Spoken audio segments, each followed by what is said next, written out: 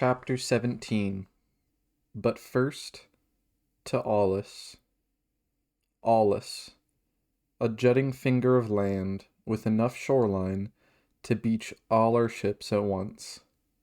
Agamemnon had wanted his mighty force assembled in a single place before it sailed. A symbol, perhaps, the visible power of Greece offended. After 5 days churning through the rough waters of the Euboean coast, we came around the last hitch of the winding strait, and Aulis was there. It appeared all at once, as if a veil had been yanked off, shoreline thick with vessels in every size and color and shape, its beach covered in a shifting carpet of thousands upon thousands of men. Beyond them, the canvas tops of tents stretched out to the horizon, bright pennants marking the king's pavilions. Our men strove at their oars, guiding us towards the last empty place on the crowded shore, big enough for our whole fleet. Anchors dropped from 50 sterns. Horns blew. The myrmidons from the other ships were already wading ashore. They stood now at the water's edge, surrounding us, white tunics billowing. At a signal we could not see, they began to chant their prince's name. 2,500 men speaking as one. Achilles, all along the shores. Heads turned. Spartans, Argives, Mycenaeans, and all the rest. The news went rippling through them, passing one to another. Achilles is here. As the sailors lowered the gangway, we watched them gather, kings and conscripts both.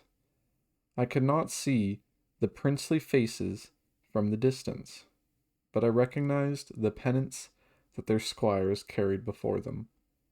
The yellow banner of Odysseus, the blue of Diomedes, and then the brightest, the biggest, a lion on purple, the symbol of Agamemnon and Mycenae. Achilles looked to me, drew in a breath. The screaming crowd at Pheida was nothing compared to this.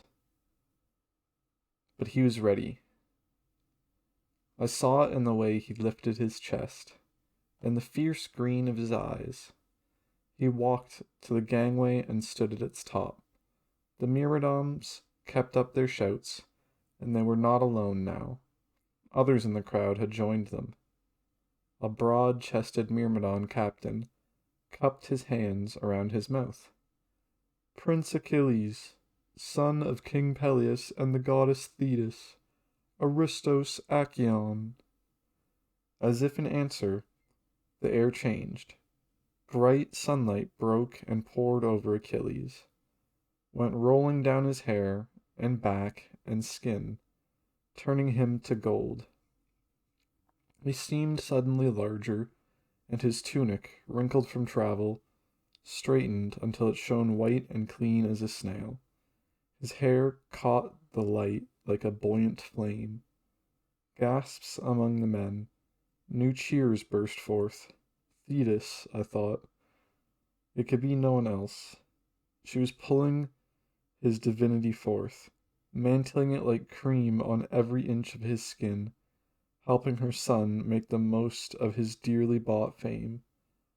I could see the tug of a smile at the corner of his mouth. He was enjoying it, licking the crowd's worship off his lips. He did not know, he told me later, what was happening, but he did not question it. It did not seem strange to him.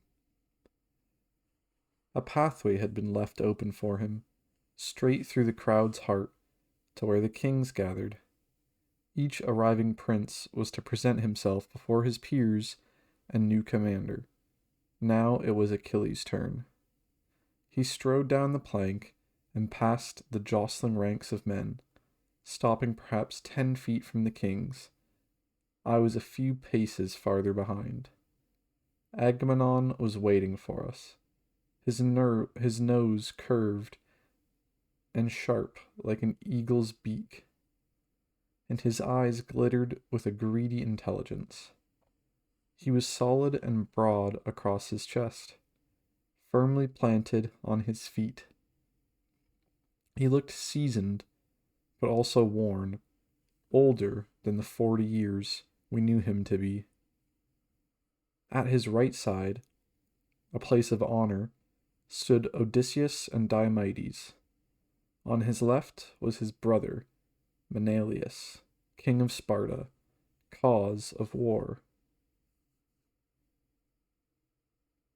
The vivid red hair that I remembered from Tyndareus's hall was touching now with threading gray. Like his brother, he was tall and square, his shoulders strong as a yoke ox. His family's dark eyes and curving nose seemed softer on him, more temperate. His face was smile-lined and handsome, where his brother's was not. The only other king that I could identify with any surety was Nestor, the old man, chin barely covered by a sparse white beard, eyes sharp in his age-whittled face. He was the oldest man living, it was rumored, the canny survivor of 1,000 scandals and battles and coups. He ruled the sandy strip of Pylos, whose throne he still clutched, stubbornly, disappointing dozens of sons who grew older and then older, even as he bred new ones from his famed and well-worn loins. It was 2 of these sons who held his arms steady now, shouldering other kings aside for a place at the front. As he watched us, his mouth hung open, breath puffing his threadbare beard with excitement. He loved a commotion. Agamemnon stepped forward. He opened his hands in a gesture of welcome and stood regally expectant, waiting for the bows.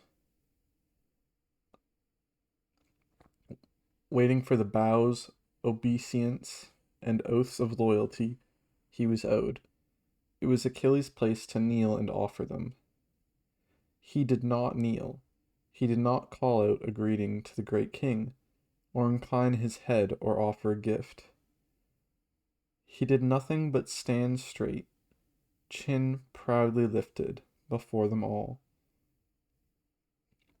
Agamemnon's jaw tightened. He looked silly like that, with his arms out, and he knew it.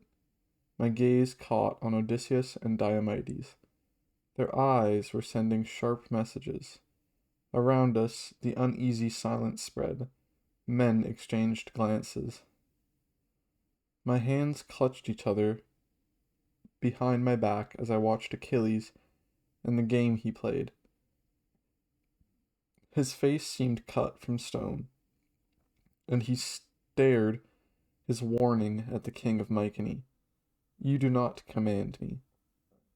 The silence went on, painful and breathless, like a singer overreaching to finish a phrase. Just then, just as Odysseus moved forward to intervene, Achilles spoke. I am Achilles, son of Peleus, god-born, best of the Greeks, he said. I have come to bring you victory. A second of startled silence, then the men roared their approval. Pride became us. Heroes were never modest. Agamemnon's eyes went flat, and then Odysseus was there, his hand hard on Achilles' shoulder, wrinkling the fabric as his voice smoothed the air. Agamemnon, lord of men, we have brought the Prince Achilles to pledge his allegiance to you. His look warned Achilles. It is not too late. But Achilles simply smiled and stepped forward so that Odysseus' hand fell off him. I come freely to offer my aid to your cause, he said loudly. Then, turning to the crowd around him, I am honored to fight with so many noble warriors of our kingdoms. Another cheer, loud and long, taking what felt like minutes to die. Finally, from the deep crag of his face, Agamemnon spoke, with patience that had been hard won, hard practiced. Indeed, I have the finest army in the world, and I welcome you to it, young prince of Phaeda. His smile cut sharply. It is a pity you were so slow to come. There was implication here, but Achilles had no chance to answer. Agamemnon was already speaking again. His voice lifted over us all. Men of Greece, we have delayed long enough. We leave for Troy tomorrow.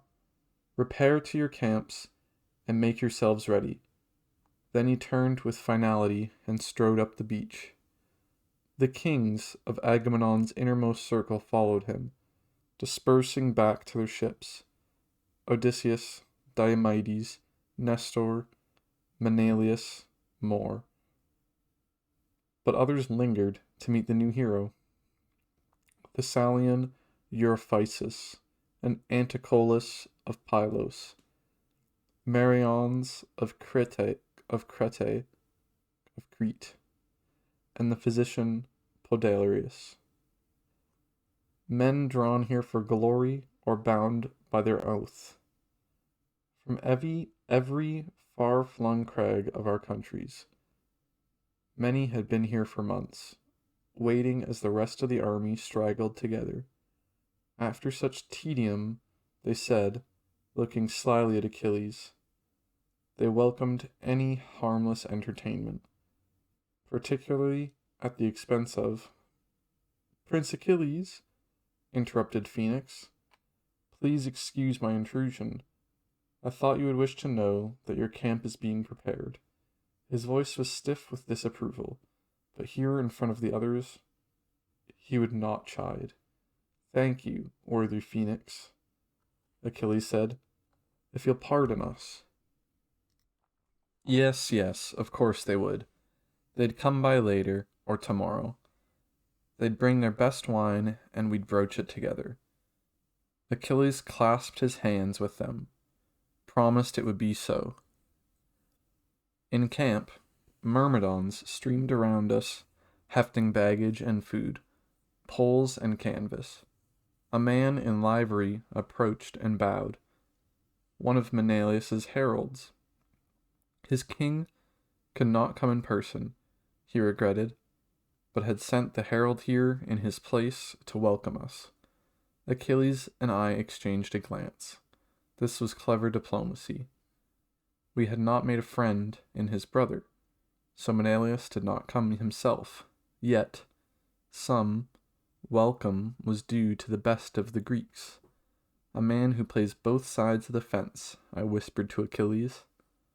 A man who cannot afford to offend me if he wants his wife returned, he whispered back. Would we accept a tour? The herald asked. Yes, we said, in our best princely manner, we would. The main encampment was a dizzying chaos, a bedlam of motion, the constant fluttering of pennants, laundry on lines, tent walls, the hurrying bodies of thousands and thousands of men. Beyond this was the river, with its old watermark from the armies had first arrived, a foot higher on the bank. Then the marketplace center, the agora, with its altar and makeshift podium. Last, the latrines, long open ditches, busy with men. Wherever we went, we were observed. I watched Achilles closely, waiting to see if Thetis would again make his hair brighter or his muscles bigger. If she did, I did not notice. All the grace I saw then was his own, simple, unadorned, glorious.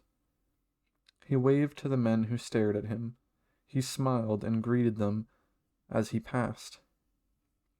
I heard the words, whispered from behind beards and broken teeth and calloused hands.